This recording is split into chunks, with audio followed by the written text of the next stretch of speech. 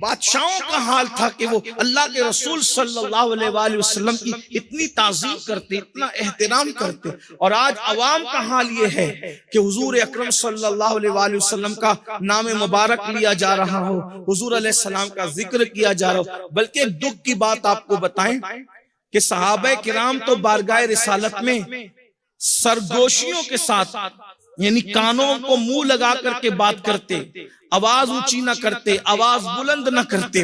یہ صحابہ کرام کا حال تھا۔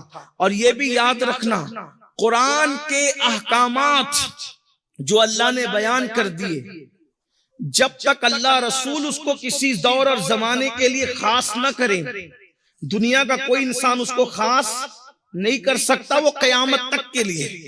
اللہ رسول اگر کسی دور زمانے کے لیے خاص کر دے تو وہ خاص ہے، باقی اللہ رسول کے جو فرامین ہیں وہ قیامت تک کے لیے ہے۔ تب قرآن کہہ رہا ہے لا ترفعوا اصواتکم فوق صوت النبی، کہ میرے محبوب کی آواز پر آواز اونچی نہ کرو۔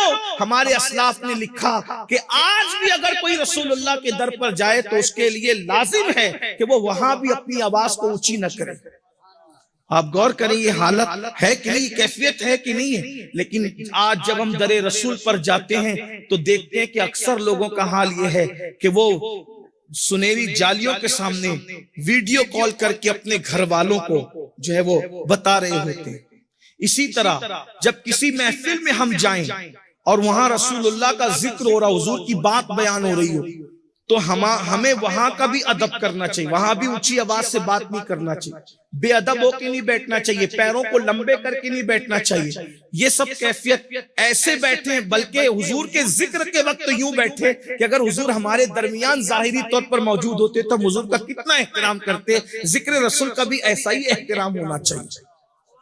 بلکہ جب صحابہ کرام حضور علیہ السلام کی محفل میں بیٹھتے تھے، دیکھو اللہ کیسے رسول اللہ کی تعظیم سکھا رہا ہے، اللہ محبوب کی تعظیم کیسے سکھا رہا ہے۔ جب آقا علیہ السلام گفتگو کرتے تھے، جب حضور خطاب کرتے تھے خطاب، تو حضور کی آواز بہت اونچی رہتی تھی۔ حضور علیہ السلام جب خطاب فرماتے، واز فرماتے تو بہت اونچی آواز رہتی تھی۔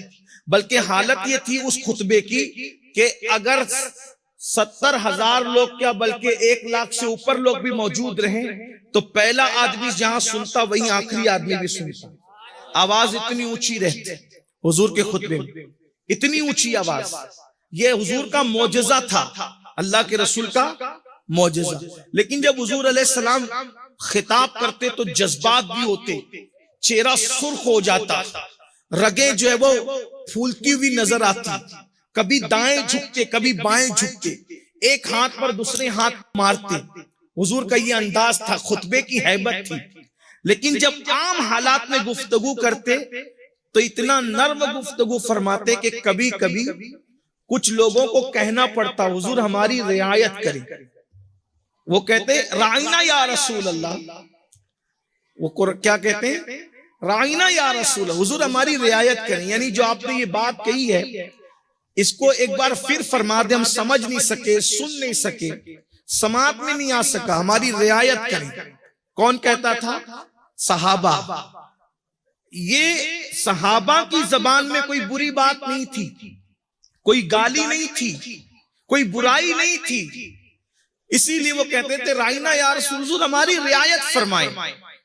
لیکن چونکہ یہودیوں کی جو زبان تھی وہ صحابہ کی زبان سے جدا تھی، تو یہ رائنا کا لقب، یہ رائنا کے الفاظ ان کی اپنی یہودیوں کی زبان میں گالی تھی، گالی۔ تو جب صحابہ سے انہوں نے رائنا سنا تو ان کو موقع مل گیا رسول اللہ کو گالی دینے کا، حضور کی توہین کرنے کا، حضور کی بے ادبی کرنے کا۔ تو ان لوگوں نے معنی کو اس طرف لے جا کر جو ان کی اپنی زبان میں گالی، معاذ اللہ، چرواہا، احمق، بے وقوف، اس طرح کی جو ان کی زبان میں گالی تھی، انہوں نے یہ صحابہ کے الفاظ کو بہانہ تراش کر کے حضور کو رائنا کہنا شروع کیا۔ حضرت سعد ابن معاذ رضی اللہ تعالیٰ عنہ یہودیوں کی اس اصطلاح کو جانتے تھے کہ یہ ان کی زبان میں گالی ہے۔ تو جب انہوں نے سنا تو صحابی تھے سعد ابن معاذ غصے میں آ گئے، فرمایا جس نے رسول اللہ کو رائنا کہا میں اس کو قتل کر دوں گا. ان یہودیوں کو کہا کہ میں مار ڈالوں گا اس کو جس نے میرے نبی کو رائنا کہا، کیونکہ یہ گالی ہے. تو انہوں نے پلٹ کے جواب دیا، ہمیں کیوں منع کرتے ہو، ہمیں کیوں قتل کرنے کی بات کرتے ہو؟ یہ تو تمہارے مسلمان بھائی بھی کہتے ہیں رائنا یا رسول اللہ. وہ رائنا کہتے تو ان کو منع نہیں کرتے. حالانکہ مسلمانوں کی اصطلاح میں رائنا کوئی گالی نہیں تھی، کوئی بے ادبی نہیں تھی. اس کا مطلب تھا کہ رعایت فرما دے. دوبارہ ارشاد کر دے، اس طرف کا اشارہ تھا کہ حضور ہماری سماعت سے جو ہے وہ اوپر ہو گئی یہ بات. حضور دوبارہ ارشاد فرما دے، ہماری رعایت فرما دے. تو اس طرح نہ ان کی کوئی نیت تھی بری، نہ ان کے یہاں کوئی یہ برے الفاظ تھے، لیکن جب ان بدبختوں نے اس کا ناجائز فائدہ اٹھانا چاہا تو انہوں نے کہا کہ تمہارے مسلمان بھائی بھی تو کہتے ہیں. تو حضرت سعد ابن معاذ رضی اللہ تعالیٰ ٹوٹے ہوئے دل کے ساتھ بارگاہ رسالت میں آئے کہ اب میں ان مسلمانوں کو کیسے منع کروں.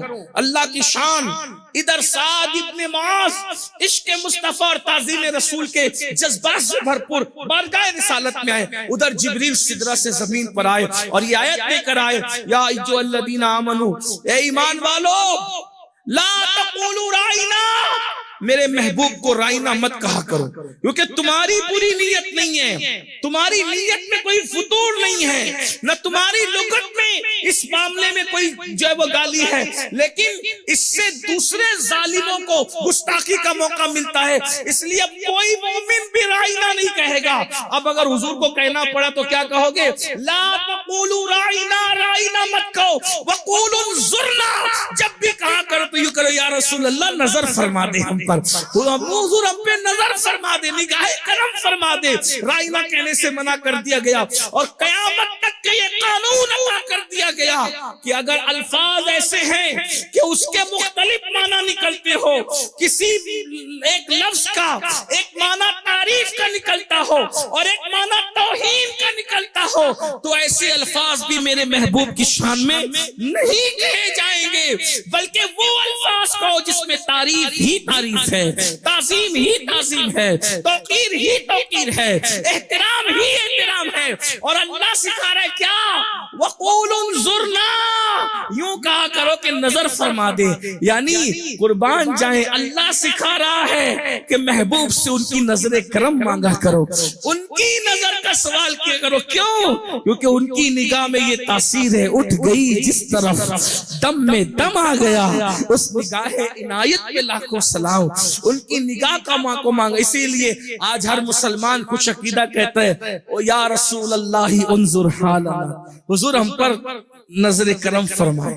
اور ان کی نظر جس پہ اٹھ گئی، پیر نصیر الدین نصیر نے بہت اچھی بات کہتے ہیں، مجھ پہ محشر میں نصیر ان کی نظر پڑ ہی گئی، مجھ پہ محشر میں نصیر ان کی نظر پڑ ہی گئی. کہنے والے اسے کہتے ہیں خدا کا کرنا.